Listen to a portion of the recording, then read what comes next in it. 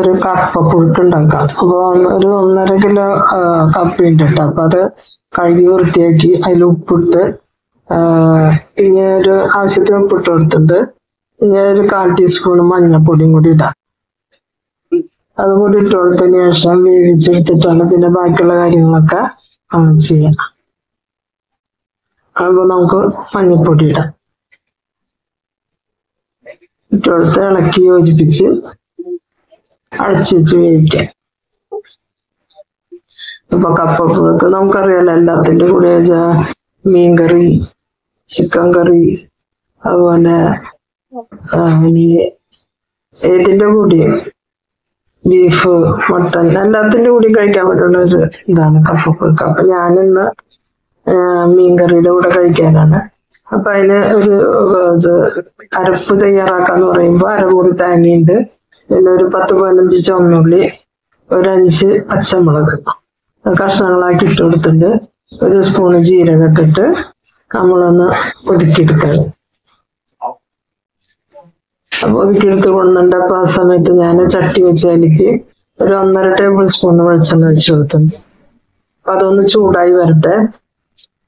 കപ്പ ഇഷ്ടമില്ലാത്തവരാരുമില്ല, വെക്കണ ഓരോ രീതികളാണ്. ഈ ഇങ്ങനെ കപ്പപ്പുഴുക്ക് പോലെ വെക്കുമ്പോ നമുക്ക് വെറുതെ ഇരുന്നും കഴിക്കാട്ടാ. ചായക്കൊക്കെ ഇഷ്ടമാണ് കഴിക്കാനായിട്ട്. ചായക്കട്ട ചായ ഇതും കൂടി കഴിക്കാനായിട്ട് ഭയങ്കര ഇഷ്ടം. അപ്പൊ അങ്ങനെയും കഴിക്കാം. അപ്പൊ ഇത് ഉണ്ടാക്കണതൊന്ന് നമുക്ക് നോക്കാം. അപ്പൊ വെളിച്ചെണ്ണ ചൂടായി വന്നിട്ട് നമുക്കൊരു സ്പൂണ് കടുക് ഇട്ട് കൊടുക്കാം.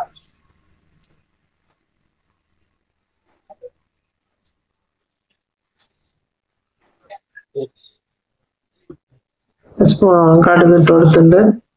അത് പൊട്ടി വരുമ്പോ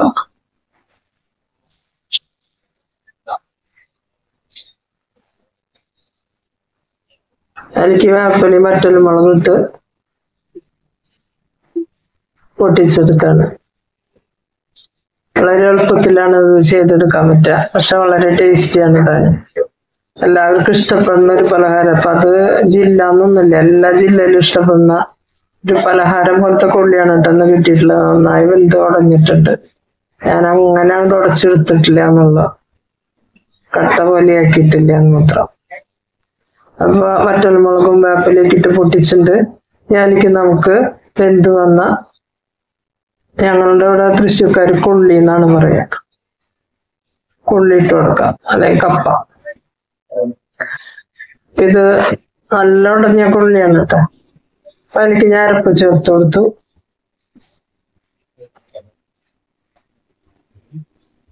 ഒരു മിനിറ്റ് ഇതൊന്നും ഇട്ടിട്ട് നമ്മളൊന്ന് ഇളക്കി യോജിപ്പിച്ചതിന് ശേഷം ചെറുതീയില് നമുക്കൊന്ന് ഇളക്കി യോജിപ്പിച്ചെടുക്കാട്ടോ.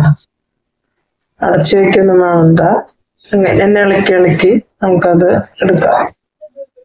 ഇതാണ് കപ്പപ്പുഴുക്ക് എന്ന് പറയുന്നത്. വളരെ ടേസ്റ്റി ആയിട്ടുള്ളതാണ്, എല്ലാവർക്കും അറിയുന്നതാണ്. എന്നാലും ഞാൻ ഉണ്ടാക്കിയതൊന്ന് കാണിക്കാന്ന് വിചാരിച്ചു.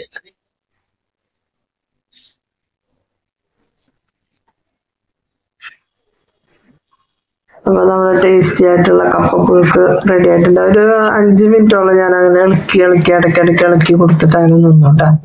ആ നാളികേരത്തിന്റെ ഇതൊക്കെ അതിലൊന്ന് പിടിച്ച് ഇതൊക്കെ ശരിയാവാൻ പറ്റും.